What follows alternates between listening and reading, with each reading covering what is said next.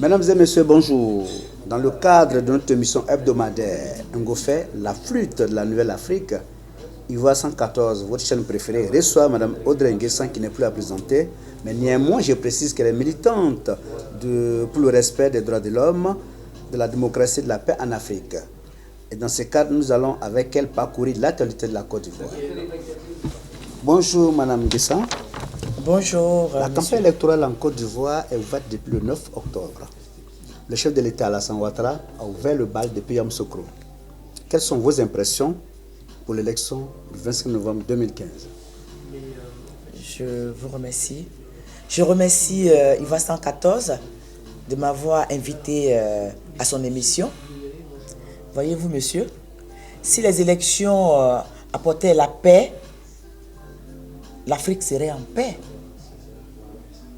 Donc aujourd'hui, si vous regardez, vous voyez autour des élections en Côte d'Ivoire, par exemple, où il y a beaucoup d'exilés, tous les partisans du président Laurent Gbagbo sont en prison. Il n'y a pas eu de réconciliation en Côte d'Ivoire pour pouvoir aller aux élections apaisées. Non seulement ça, Youssouf Bakayoko, qui en 2010, qui allait proclamer les résultats dans le QG d'un candidat, Alassane Dramane Ouattara, qui a fait venir la guerre en Côte d'Ivoire. Parce que c'est à cause de Youssouf Bakayoko qu'il a eu la guerre en Côte d'Ivoire, que les Ivoiriens sont morts. Et aujourd'hui, c'est encore Youssouf Bakayoko qui est le président de la CEI, la femme du président du Conseil constitutionnel, qui est la directrice de campagne d'Alassane Dramane Ouattara. Ça, si ce n'est pas une insulte pour la Côte d'Ivoire, je ne saurais dire un autre nom. Les trois personnes réunies, c'est un conflit d'intérêts. Un conflit d'intérêts. Et donc, du coup, moi je pense qu'en Côte d'Ivoire, il ne doit pas avoir des élections. Il ne doit pas avoir des élections parce que les conditions ne sont pas réunies. En agissant comme ça, le président Ouattara a mis les chances de son côté. Bien sûr. Bien sûr. Et il n'y a pas d'inconvénient. Ben oui, bien sûr, parce que c'est son souhait. Et les mêmes choses vont se passer encore pire. Et je pense bien que Alassane Dramane Ouattara est en train de préparer une guerre en Côte d'Ivoire. Une guerre en Côte d'Ivoire parce que déjà, pour aller aux élections, ses adversaires n'ont même pas droit aux médias d'État. Et la CNC a demandé une discussion. Il a refusé catégoriquement. Donc, quelqu'un que vous voyez qui fait ce qu'il veut, ça veut dire qu'il est sûr de lui. Mais quand vous dites qu'il prépare une guerre en Côte d'Ivoire, c'est grave ce que vous dites comme propos. Il prépare une guerre, et j'assume mes propos. Alassane Dramane Ouattara prépare une guerre en Côte d'Ivoire. S'il ne préparait pas une guerre en Côte d'Ivoire, il allait faire rentrer les prisonniers politiques, il allait faire libérer les prisonniers politiques. Tous les Ivoiriens qui sont en exil, ils allaient rentrer et il allait préparer, comment on appelle ça, organiser les élections dans de bonnes conditions. Voyez? Et à ce moment-là, les gens allaient avoir le cœur apaisé, réconcilier tout le monde avant d'aller aux élections. Rien n'a été fait. Et donc, si lui, il passe outre tout ça et qu'il va directement, tout ce qui l'intéresse, c'est d'aller aux élections, ça veut dire qu'il a déjà préparé, comment on appelle ça, un coup pour pouvoir tuer encore les Ivoiriens. Oui, mais attends, Mme Audrey. Alors, les élections sont préparées dans les bonnes conditions, puisque lui, il s'est levé, il a distribué encore une somme de 100 millions à chaque candidat. Donc, selon l'opinion internationale, Alassane est gentil, il est bien comme président. Il a distribué des sommes colossales comme ça à ses adversaires. Comment vous trouvez ça? Ouais, Comment vous trouvez ça, cette position? Ouais, c'est bien d'être généreux, mais c'est un piège. C'est un piège qui tend à ses adversaires politiques. C'est un piège. Je vous explique. Allez-y. Parce que vous savez vous-même, et qu'en Côte d'Ivoire, nous avons notre constitution, quand bien même qu'elle est piétinée. Dans la constitution de la Côte d'Ivoire, ce n'est pas écrit qu'avant d'aller aux élections, il faut distribuer de l'argent à tes adversaires. Auquel cas, c'est la corruption, j'appelle ça. Mais selon certains hommes de droit, ils disent que c'est écrit dans la loi. Non. Dans la Constitution, c'est après les élections, les candidats qui auront 5% auront leurs 20 millions de cautions remboursées. C'est ce qui est écrit.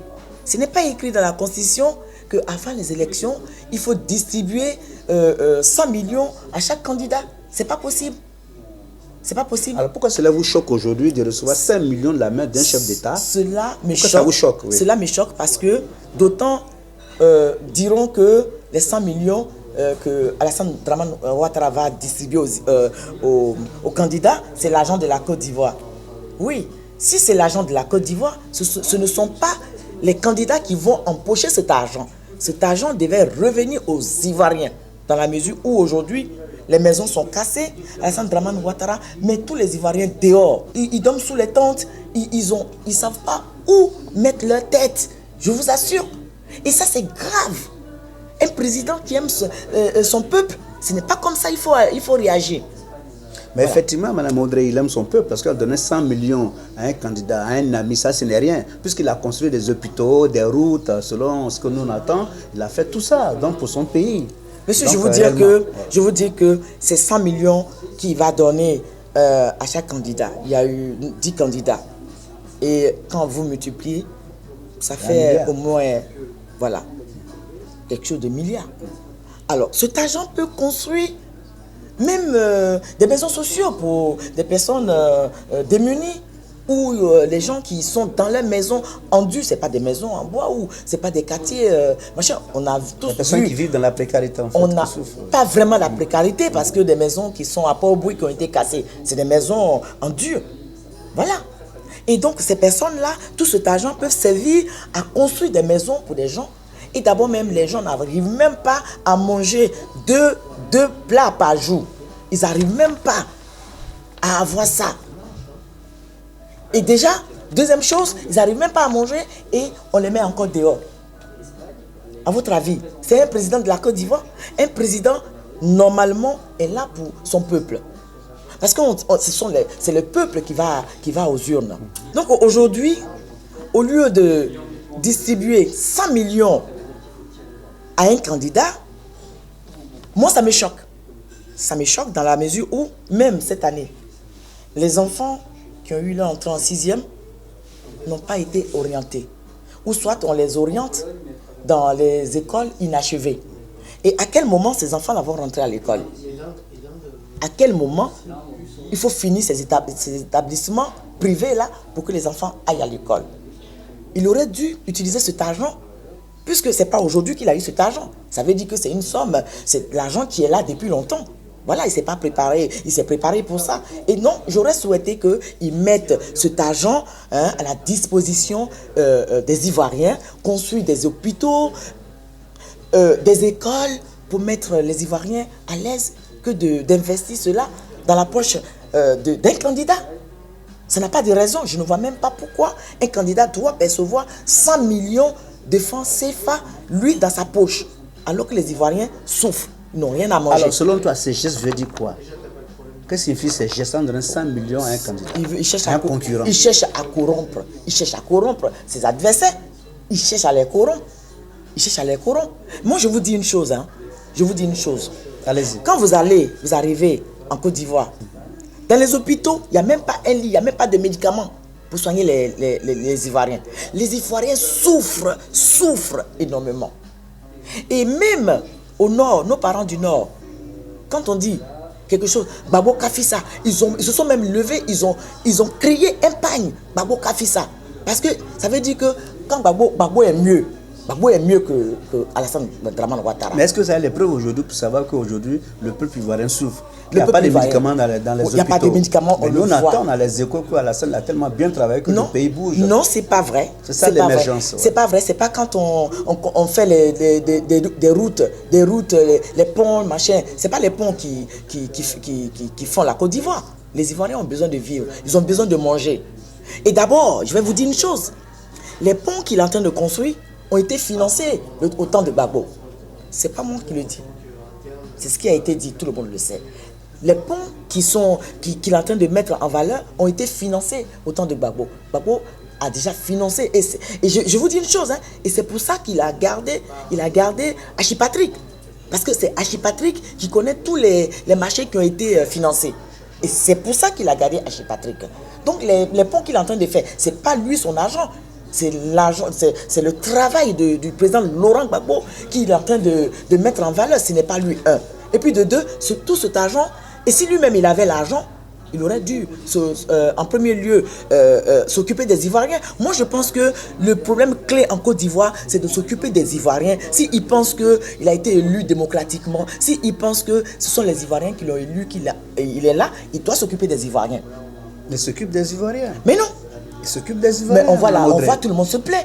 Aujourd'hui où je vous parle, les gens, les Ivoiriens, ils se plaignent. Ils ne mangent à peine une fois par jour, à peine. Donc, ça sert à quoi d'aller donner 100 millions à un candidat? Il y a le chômage.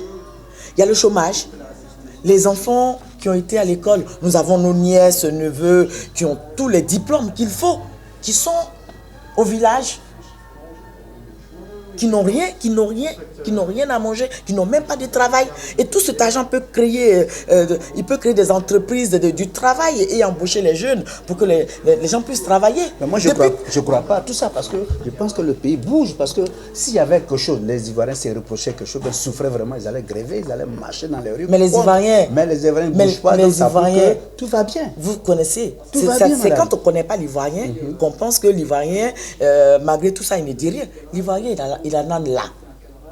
L'Ivoirien en a là.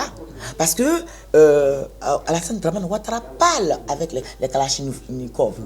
Donc tant que toi, tu n'as rien, tu ne peux pas parler. Parce qu'on rentre chez toi, on tue tous tes parents, on tue tout le monde. Tu ne peux rien dire. C'est la peur au ventre. Les Ivoiriens, c'est pas que ils sont contents, ils sont là, ils ne disent rien, ils sont contents. C'est la peur. Mais si vous allez voir, d'ici là, si les Ivoiriens ont une toute petite occasion, vous allez voir ce qui va se passer. Vous allez voir tout le monde, ça mijote. Les gens n'ont rien à manger, ils souffrent, pas de médicaments, ça meurt tous les jours. Et j'ai même ma nièce qui avait, comment on appelle ça, simple appendicite, il faut déposer 150 000 francs. On t'opère tant qu'ils n'ont pas eu les 150 000 francs, mais tu meurs. Mais à Abidjan, les gens ne travaillent pas. Où ils vont envoyer 150 000 francs pour opérer l'appendicite. Mais tu meurs, ça s'éclate, tu meurs. Et c'est ce que les gens vivent en Côte d'Ivoire jusqu'à aujourd'hui. Ce n'est pas du tout la paix. Et donc, Alassane Dramane Ouattara doit penser à régler tous ces problèmes d'abord. À régler tous les problèmes des Ivoiriens avant de parler des élections. Les élections, c'est vrai, il est bien beau d'aller aux élections. Mais on va aux élections pour qui? Quand on est président, c'est pour gouverner qui? C'est le peuple. Donc tout ça, ça fait partie des conditions qui ne sont pas encore réunies. Les conditions ne sont pas du tout... C'est-à-dire que les conditions ne sont pas du tout réunies pour aller aux élections, alors ce n'est même pas à l'ordre du jour de parler des élections. Ce n'est même pas, à l'ordre du jour. Oui, c'est très bien, Mme Nguessan. Qu'est-ce que vous pensez des candidats aujourd'hui? KKB, excusez-moi, KKB, comme on appelle Siamara, tous ceux qui ont retiré leur candidature ou bien qui ont suspendu leur candidature. Comment vous les trouvez? Vous savez, KKB, c'est un Ivoirien de père et de mère. Tous les candidats de la CNC, c'est des vrais Ivoiriens. Alors, vous pensez que c'est des gens qui vont accepter la corruption de cette façon-là, où les conditions ne sont pas réunies et on leur propose 100 millions pour leur fermer la bouche? Il y a certains candidats qui ont accepté les 100 millions. Il y a certains candidats qui ont accepté. Vous savez, les candidats qui vont accepter les 100 millions, moi je pense que ce ne sont pas des vrais candidats. Pour moi, personnellement, ces personnes, quand ils seront élus, ils vont arriver au pouvoir, c'est des gens en qui on ne peut pas avoir confiance. Ah non, c'est pas possible. On peut un candidat qui n'a déjà eu 100 millions, mais 50 000 francs CFA dans son compte, on lui propose 100 millions de francs, mais c'est un candidat qui a faim. Oui, mais il va accepter. Mais vous, excusez-moi. Vous êtes candidat, vous voulez venir au pouvoir pour pouvoir arranger votre pays, arranger le peuple, ou alors vous venez au pouvoir pour vous empocher de l'argent. Parce que c'est la Côte d'Ivoire, le pouvoir, être président, c'est beaucoup d'argent. C'est ça le problème. C'est ça. le problème. Il faut montrer au peuple ivoirien que... Parce que quand on va, par exemple, pour la campagne, il faut mettre tes propositions en œuvre. Qu'est-ce que tu proposes pour que les Ivoiriens puissent t'accepter? C'est ça. Et c'est ça aussi qui fait que les Ivoiriens aiment beaucoup le président Laurent Gbagbo. Le président Laurent Gbagbo a été élu par, comment on appelle ça, ses idées. Et c'est comme ça, c'est simple, tout simple et tout bête. Les idées, les Ivoiriens ont épousé les idées du président Laurent Gbagbo. Et aujourd'hui, le fait qu'il soit incarcéré, les Ivoiriens en souffrent énormément. Alors justement, ça tombe bien, c'est très bon, vous m'avez mis sur la voie déjà. Alors Mme Audrey Nguesson, aujourd'hui, qui est connue aujourd'hui dans le milieu de la place, même dans le milieu même de la résistance ici dans la diaspora. Alors, vous organisez souvent des convois qui vont à La Haye. Oui. Mais aujourd'hui, Laurent Gbagbo est emprisonné, comme tout le monde le sait bien. Alors, qu'est-ce que vous pensez? Le Conseil d'État, pas le Conseil d'État, mais le Conseil de Gbagbo vient de demander à la Cour, oui, que le procès se tienne en Tanzanie ou à Abidjan. Vous savez ça? Êtes-vous d'accord? Non, mais moi je ne suis pas du tout d'accord. C'est un faux problème. Mais bon. Comment déplacer jusqu'en Tanzanie, qui n'est pas chez lui, ou à Abidjan? Non, c'est un faux problème. Mais bon, peut-être c'est une manière aussi d'embêter un peu la CPI. Parce que la CPI a été créée. Et il n'y a que les Africains qui sont jugés là-bas. Hein? Ici en France, c'est Nicolas Sarkozy qui allait faire la guerre en Côte d'Ivoire. Pendant la guerre de la Côte d'Ivoire, vous n'allez pas me dire que ce sont des animaux qu'ils ont tués. Ce sont les êtres humains, les Ivoiriens qui sont morts. Mais c'est resté inaperçu. Personne n'en parle. Oui, bon, personne n'en parle. S'il n'y a pas de plainte de la part des Ivoiriens, s'il n'y a pas de plainte pour qui est qui, s'il n'y a pas de plainte, il n'y aura pas d'arrestation. Personne n'en parle. Et même, il s'est levé pour aller tuer Kadhafi. Il est ici librement, il vit tranquillement. Alors donc, vu que les Africains se plaignent, parce que maintenant, à travers Laurent Gbagbo, ça a ouvert, le problème de Laurent Gbagbo de la Côte d'Ivoire, ça a ouvert les yeux des pays, des pays africains. Les présidents africains ont compris aujourd'hui que, ah tiens, voilà comment les choses se passent. Parce qu'il faut que les Occidentaux veulent que nous restions dans la colonisation à vie. Mais il faut bien un jour qu'on sorte de là. Et la seule personne qui pouvait nous faire sortir de là, c'est le président Laurent Gbagbo. Alors, les gens ont compris aujourd'hui. Ok, mais selon vous, on dirait que la CPI a jeté l'éponge. Aujourd'hui, on envoie le procès. On prend le procès jusqu'à la chose qu'on déménage aujourd'hui le procès en Tanzanie ou à Abidjan.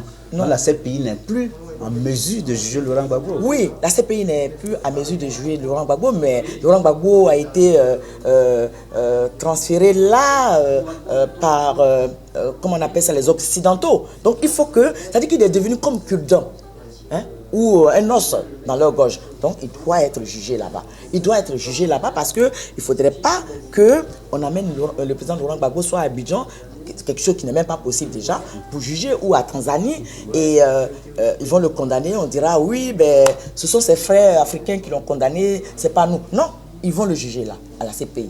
Et c'est clair que c'est là qu'ils vont le juger. Voilà. Gbagbo n'est pas seul dans ce cas, il y a aussi Charles Blé Goudé, le ministre Blé Goudé aussi. Mais quand on parle de Gbagbo, c'est Blé Goudé puisque le dossier est un aujourd'hui. Ils ont mis les deux dossiers ensemble. Donc voilà, donc les deux dossiers, si on juge le président Laurent Gbagbo à Abidjan, c'est Blé Goudé aussi. Voilà. Et donc voilà un peu le problème qui se passe. Alors Mme Audrey, aujourd'hui on n'entend plus parler du procès Laurent Gbagbo qui aura lieu dans un mois. Alors qu'est-ce que vous pensez aujourd'hui, à votre avis, pourquoi ce grand calme aujourd'hui? Ça passe inaperçu ce procès. On n'en parle pas trop dans les médias, c'est dans un mois, tout juste dans un mois il sera jugé. Mais pourquoi ça passe sous le silence? Ouais, mais ça c'est une bonne question parce que vous savez que le problème du président Laurent Gbagbo, c'est politique. Le procès du président Laurent Gbagbo et Blé Goudé, c'est un procès politique.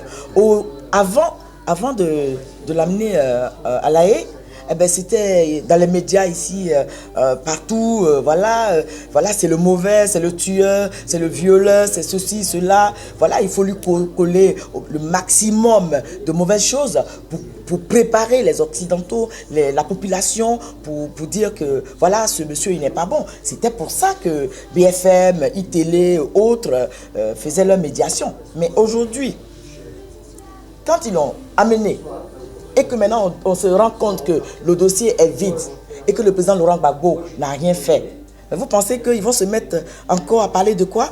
Mais justement, et donc, qu'est-ce qu'ils font? C'est fait exprès. Si le procès du président Laurent Gbagbo est mis au 10 novembre, c'est fait exprès.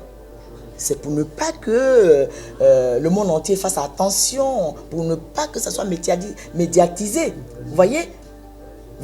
Et c'est pour ça qu'ils ont mis au 10 novembre, parce que du 25, s'il y a élection, c'est du 25 octobre jusqu'en décembre là-bas, parce qu'il y a plein de choses à faire. Donc vous n'allez pas me dire que pendant les élections, on met en même temps le procès du président Laurent Gbagbo et de Charles Blé Goudé. Vous voyez? Ce qui signifie aujourd'hui qu'aujourd'hui la communauté dite internationale se reproche quelque chose. Bien sûr. Pourquoi que ce procès passe au silence? Mais oui, mais parce que là, qu'est-ce qu'ils veulent cacher? Mais ce qu'ils veulent cacher, qu'est-ce qu'ils veulent cacher? Mais justement, ce qu'ils veulent cacher, c'est la vérité. Et la vérité sera dite par le président Laurent Gbagbo et Charles Blé Goudé. Ça, c'est sûr et certain. La vérité sera sûre. Ça, c'est clair. Pourquoi avoir choisi la date du 10 novembre pendant la période électorale qui coupe du 9 Mais c'est au 25? pour éviter que... C'est pour tromper la vigilance du monde entier, pour ne pas que les gens soient figés dessus, pour ne même pas qu'on en parle, pour que ça passe inaperçu. C'est pour que le procès du président Laurent Gbagbo passe inaperçu, c'est sûr. C'est pour ça. Sinon, c'est fait exprès. Aujourd'hui, effectivement, personne n'en parle. Même au niveau de la diaspora ici. Alors, le procès, c'est le 10 novembre. Oui, 10 selon novembre. la date précise. Oui. Mais vous, tel que Mme Audrey, on la connaît bien, dans le milieu ici de la résistance, que comptez-vous faire pour mobiliser la diaspora? Mais moi, cette date du 10 novembre. Moi, c'est le 10 novembre, c'est un grand jour pour les Ivoiriens de la diaspora et les amis de la Côte d'Ivoire.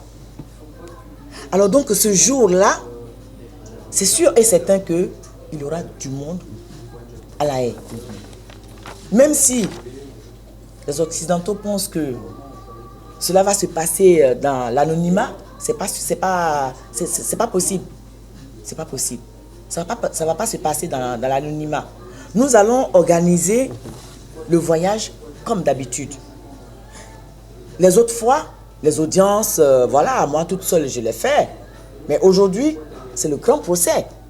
Donc moi, j'espère bien que les personnes qui ont subventionné les cas le voyage du 31 mai 2015 lors de l'anniversaire du président Laurent Gbagbo vont peut-être penser à faire un geste pour qu'on mette les cas à la disposition de tous ceux qui seront disponibles pour aller assister. Mais il y a un fait, parce que si vous organisez aujourd'hui un autre voyage sur la Haye, oui. Vous pensez qu'aujourd'hui la population, la diaspora va répondre à vos convocations?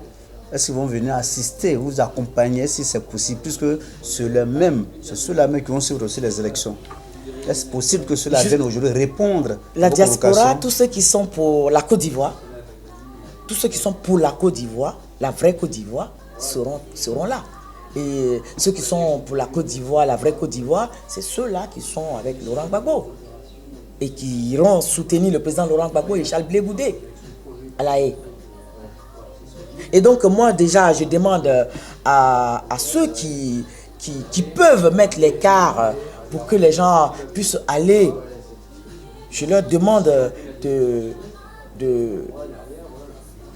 sortir, de se prononcer parce qu'on n'a pas assez de temps. Ici, il faut un temps aussi pour préparer, pour mobiliser. Hein? Il faut un temps pour préparer et pour mobiliser. Ce n'est pas aussi facile. Il faut aussi un temps pour que les gens puissent déposer, leur permission, tout et tout, pour que ça soit accepté, pour qu'ils puissent partir. Parce que c'est un mardi, le 10 c'est un mardi, c'est un jour ouvrable. Et puis, le procès, c'est pas que le 10, hein. Ça tend sur plusieurs semaines, voire même des mois. Voire même des mois.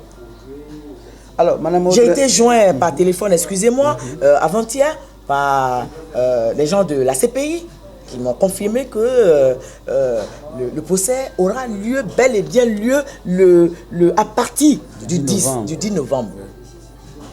Donc il faut s'organiser pour que les amis de la Côte d'Ivoire, les Ivoiriens, soient dans la salle tous ces temps-là, tous les jours.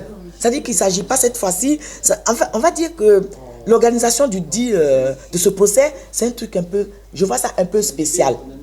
Je vois ça un peu spécial parce qu'il faut une organisation en sorte que les gens soient dans la salle d'audience tous les jours.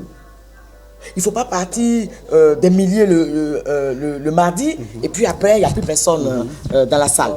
Voilà. Et ça, c'est vraiment un truc spécial et je tiens à ça. Merci Madame Audrey Nguessa. Vous qui êtes vraiment bien connue dans ces milieux ici, dans la diaspora, vous qui êtes partisane du respect des droits de l'homme, vous qui êtes aussi au sein de la démocratie et de la paix en Afrique, regardez bien les Africains et dites-leur quel appel lancez-vous pour la fin de notre émission.